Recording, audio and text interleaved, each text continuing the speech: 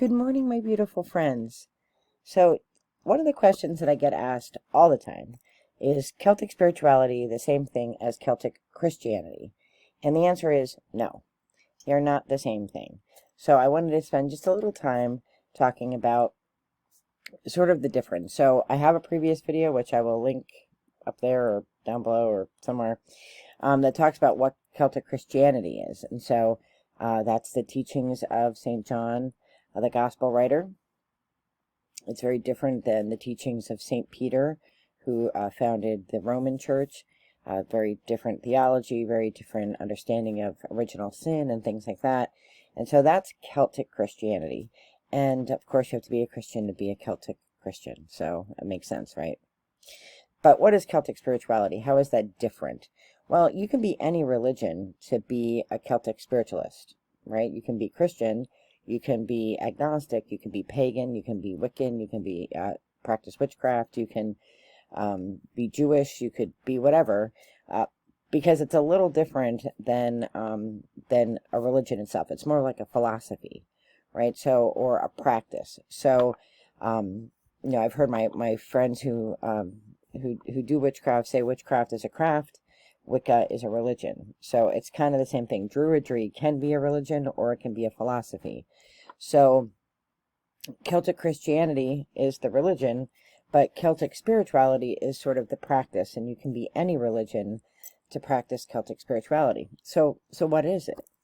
So the Celts are, and I'm not a historian or a theologian, but the Celts really encompass a large group of people across a large mass of land, and I don't think it's fair to say there's one approach to Celtic anything, because the Celts were so diverse, depending on where they came from and depending on what they practiced in particular. And I think I've mentioned this before. I'm reading this tome of a book called the Carmina Gadelica, and it's a chunker. But what it is this guy, Alexander Carmichael, in the late 1800s, he realized that in the Western Isles of Scotland, a lot of the community did oral prayers for everything. Go milk the cow, there's a prayer for that. You make butter, there's a prayer for that. You're weaving something, there's a prayer for that. You're shoveling a stone, there's a prayer for that. Prayer for going to bed, a prayer for getting up. And they're varying lengths. And what he did is he realized that somebody needed to write that down, because none of it was written down. And that comes from the oral tradition of the Celts, because they couldn't write anything down, because if the Romans found it, they'd get in trouble. So it was all oral. And what he did is, like, let's say, there was a prayer for milking a cow, and like this community had this prayer. Well, this community had a very similar prayer, but slightly different words. He wrote all the different versions down. And so it's really interesting to kind of see a lot of the poems and prayers were sung. Unfortunately, because of the technology at the time, we don't have the, sort of the music that goes along with the songs. And so, they're really, really long, some of the poems and prayers, and you think, wow, they said that every time they milked a cow.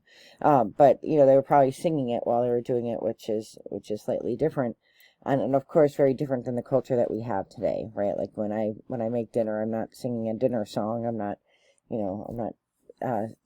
singing some sort of traditional song that my family sang or anything like that. It's a little bit hard to connect, because we don't do things like that. So what I'm learning in that Carmina Gadelica is, which was originally written in Scottish Gaelic, which is the language that the people spoke in, and then was translated to English. So there's also some words that don't translate directly to English. So there's that too. But it is fair to say that the Celtic folks, at least in these Western islands, they were definitely Christian. They were definitely Celtic Christians who had a very close connection with God in nature, right around them all the time, inside of them all of the time. God wasn't something out there. God was something right here. and also a strong connection with St. Bridget, who they refer to as bride or breed, and then St. Michael the Archangel. So you see the three, Jesus, you see Mary mentioned a lot, and St. Michael and St. Bridget mentioned a lot in these different poems, so, and prayers. So so that sort of understanding of Celtic Christianity was very rich in the islands, but again, God was right here, right now. And in the spiritual practice of Celtic Christianity, we think about what the Celts did before Christianity came to Scotland or Ireland, Wales, the seven Celtic nations, and some of that is from the Druids, and some of that predates the Druids, and it's definitely, the connection is nature, right? So both the Christians and the spiritual group, the thing that they have in common is this adherence to nature and to the laws of the natural world, and using every part of an animal, for example, much like our indigenous Americans, thanking, the cow, using all parts of a cow, not just for meat, but also the hide and also the bones and things like that. Fun fact, the word bonfire comes from the bone fire that they would have on Samhain, where they would burn the bones of animals that had been slaughtered in respect to the animals, for thanking them for their sustenance and whatnot.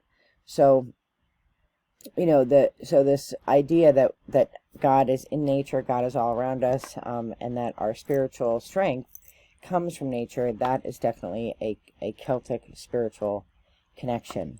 And like I said, it's a little hard to separate Celtic Christianity from Celtic spiritualism, but you can be any religion and also honor your Celtic spirituality, right? So standing stones, the idea of memory imprinted on stone being the one natural element that's constant.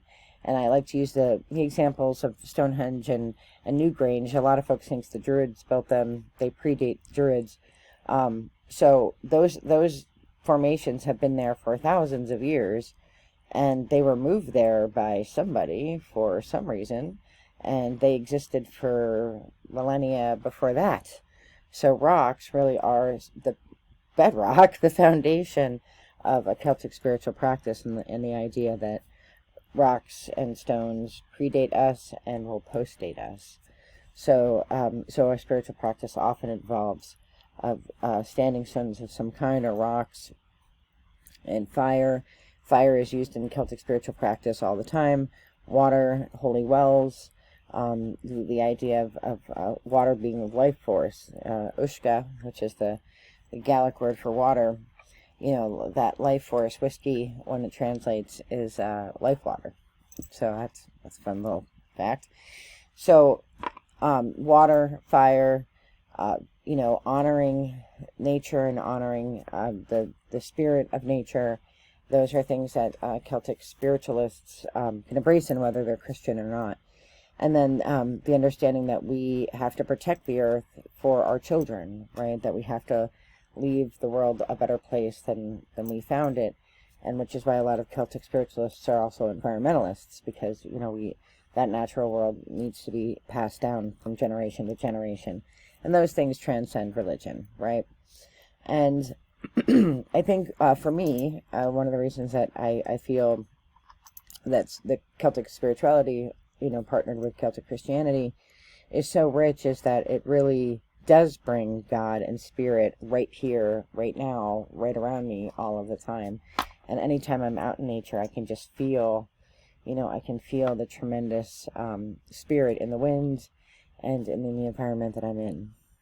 So I hope that helps. I'm wishing you all the very best in light and love. Be well. Take care. Bye-bye.